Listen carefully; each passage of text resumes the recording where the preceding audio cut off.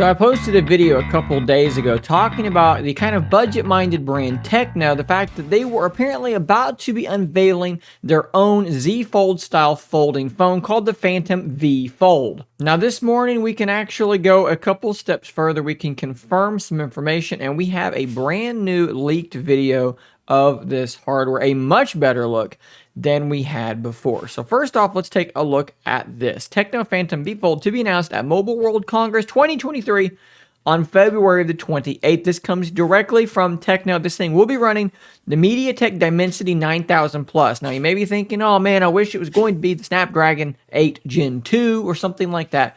And you may be disappointed by this, but I'm going to tell you this. You probably shouldn't be, because the Dimensity 9000 Plus has proven itself to be an extremely capable processor at a cheaper price point than what we would be getting otherwise. Now, we actually have a quote here directly from Tecno. It reads, quote, "We are delighted to be marking another exciting and important milestone together with MediaTek with the launch of the Phantom V Fold.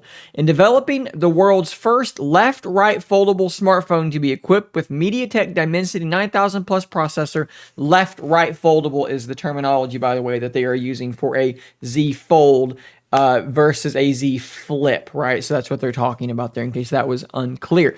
We are underlining our firm belief in the ability of this partnership to continue delivering unparalleled experience to our customers around the world." So we have it straight from the horse's mouth in the proverbial sense. I don't believe their general manager is in fact a horse, but then again, I don't know much about this company, so I suppose it could be possible. He goes on and says, "The MediaTek Dimensity 9000 Plus processor provides the foundation of excellent performance needed for the smartphones of today. This chip enables Tecno to bring the Phantom V Fold to market with a powerful flagship experience, and we look forward to the continuation of this valuable collaboration." All right, so the Tecno Phantom V Fold is indeed coming. We are going to get it announced here at the end of February. What about that video? So let's jump over here to Twitter, because this is very, very cool. And in fact, let's see if I can make this a wee bit bigger. So the first thing you notice here is this is the device as we saw it just a couple of days ago. There's this big square-shaped camera bump that we were kind of a little bit confused about. Well,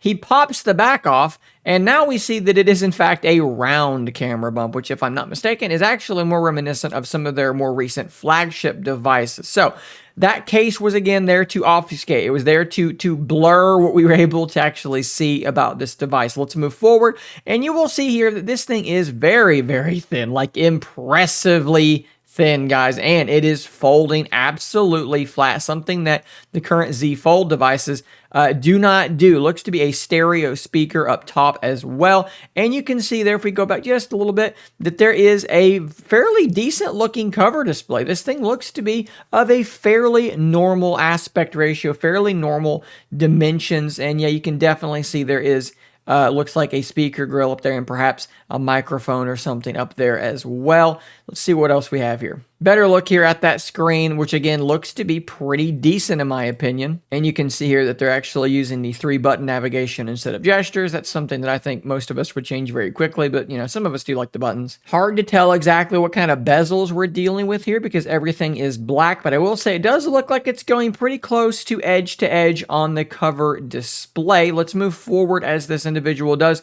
begin to open the device up. And it looks like we have some sort of selfie camera there. And I should have mentioned this. I believe there was a selfie camera. Yes, there is a selfie camera on the cover display as well. Perhaps a couple of hole punches.